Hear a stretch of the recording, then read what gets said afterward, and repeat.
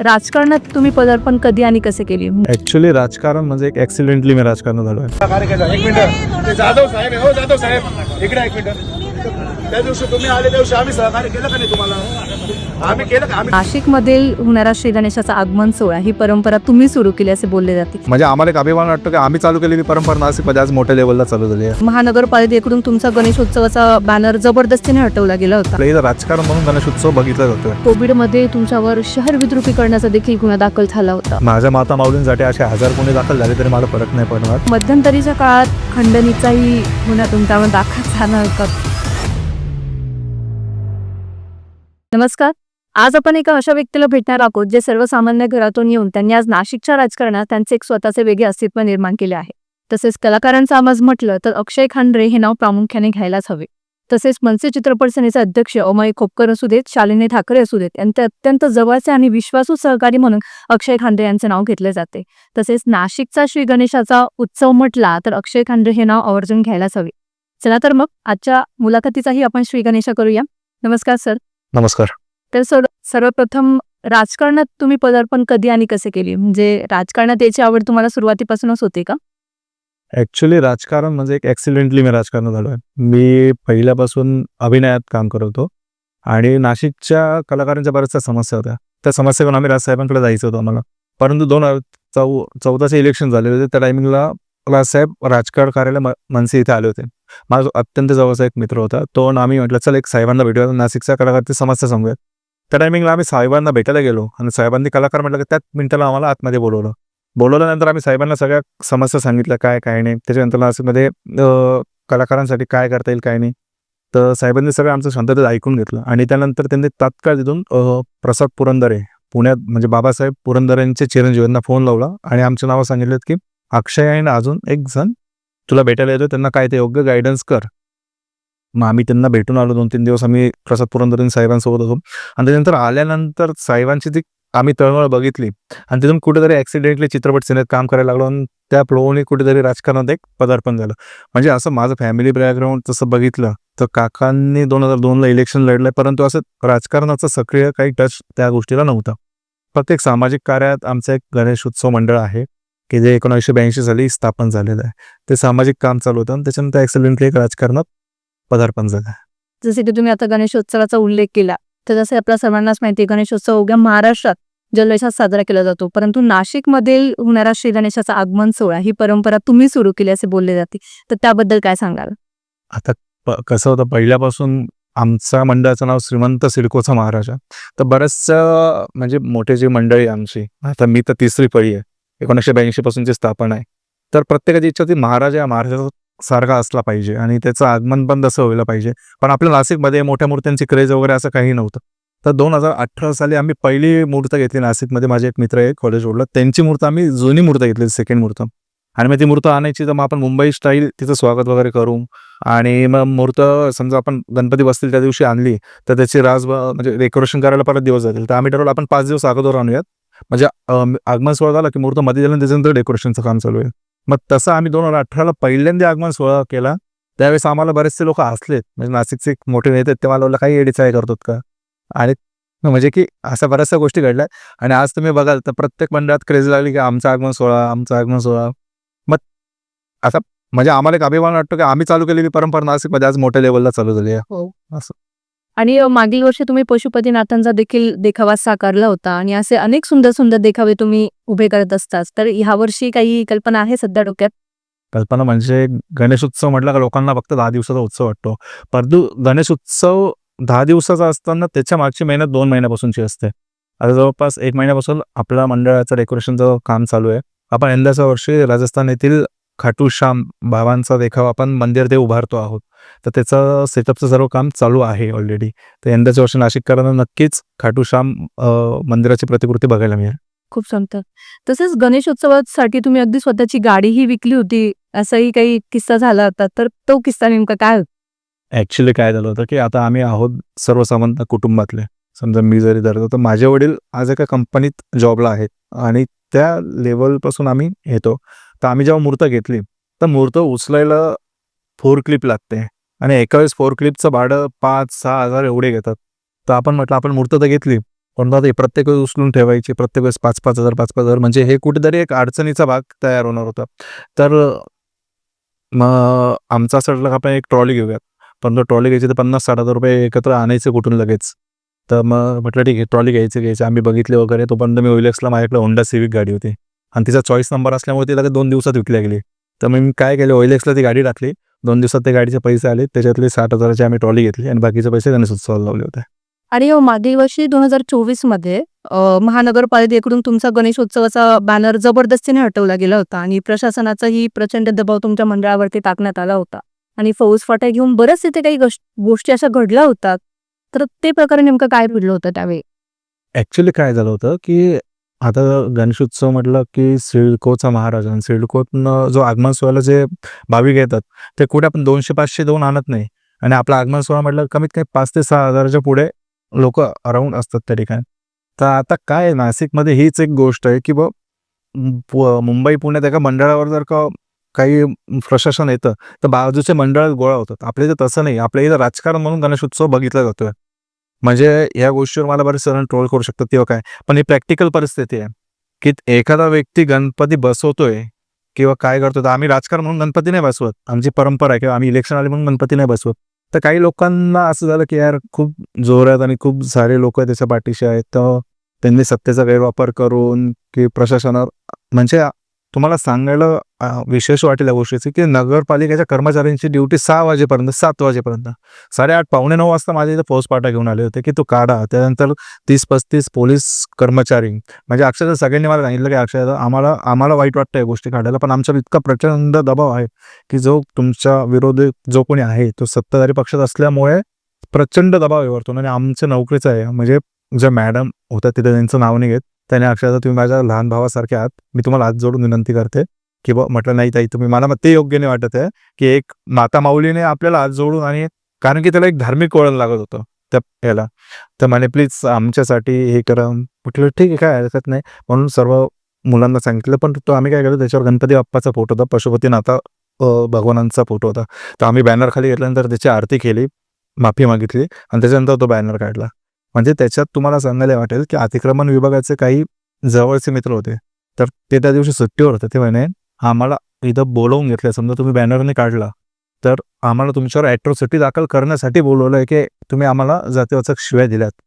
म्हणजे असं काही घडलेलं नाही आणि घडणार पण नाहीये. परंतु आम्ही सुट्टीवर असताना तुम्ही समजा कारण की धार्मिक असताना तो बॅनर काढला जाणार नाही. तर तुम्ही नाही काढला तर आम्हाला इथून डायरेक्ट पोलीस स्टेशनला जायला लावलं आहे आणि तुम्ही जातीवाचक शिव्या दिल्या म्हणून ॲट्रॉसिटी दाखल करायला लावली आहे.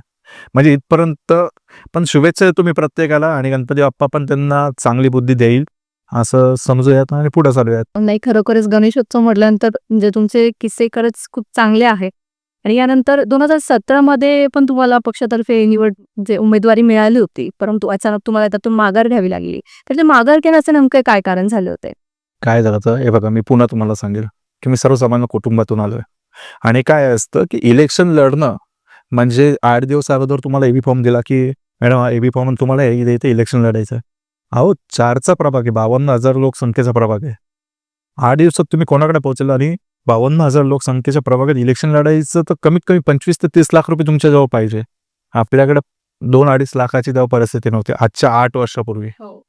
आणि 8 दिवसात एवढे पैसे उभे कुठून करायचे आणि मी आमचे पदाधिकारी जे आहेत पक्षाचे, की ज्यांनी हा एबी फॉर्म तर मी त्यांना सांगितलं होतं, की माझी परिस्थिती नाही आहे, तुम्ही दुसऱ्याला तिथं द्या. कारण की इलेक्शन लढायचं पूर्ण तयारी करायला लागते, पैसे जमवावे लागतात, सगळ्या गोष्टी करायला लागतात आणि कुठेतरी पक्षाचं समजा मी उमेदवारी केली पण असते आणि तिथे मला थोडेफार मतदान 1000-2000 मतदान पडले असते, त्या ठिकाणी पक्षाची इमेज डाऊन नको व्हायला. त्यामुळे मी तो एबी फॉर्म मागायला चालू केला, की नाही जर का मी लढेल तर माझ्या पक्षाचं म्हणजे टॉपलाच असेल ह्याच हिशोबाने मी लढणार. आता यंदा 8 वर्षाचा काळ गेला, आता मी पूर्ण फुल प्लेस आहे.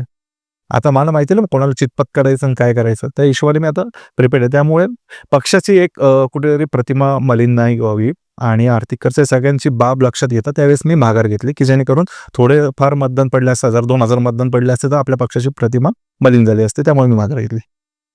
आणि कोरोना काळात म्हणजे कोविडमध्ये तुमच्यावर शहर विद्रुपीकरणाचा देखील गुन्हा दाखल झाला होता. तर त्यावेळी असं काय घडलं होतं? काय झालं होतं, कोविड म्हणजे अत्यंत सर्व घाबरलेले होते.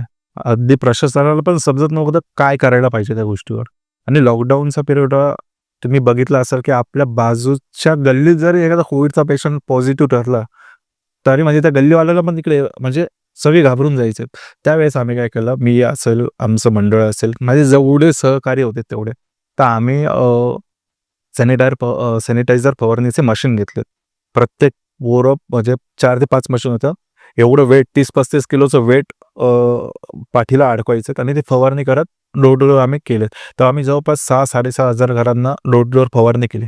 त्यावेळेस आम्ही छोटे स्टिकर बनवले होते की बाबा त्याच्यावर घाबरू नका, काही पॉझिटिव्ह झालेत किंवा काय झालं तर तुम्ही फक्त दिलेल्या नंबरवर संपर्क करा. तुम्हाला लगेच त्याच ठिकाणी कोणी येईल आणि सॅनिटायझर फवारणी करून देईल, जेणेकरून तो व्हायरस पुढे वाढणार नाही. त्या हिशोबाने आमचा प्रयत्न होता. त्यावेळेस आम्ही ते स्टिकर जे लावले होते, तर तेच पुन्हा सांगतो, विरोधकांच्या पुढे पायाखालची वाळू झरगली काय, पुन्हा प्रशासनावर दबाव आणि म्हणजे नाशिक शहराला पहिला एकमेवच असेल, दुसरा नसणारच की कोविडमध्ये ते स्टिकर लावले म्हणून सर्वविद्रुपीकरणाचा गुन्हा दाखल केला.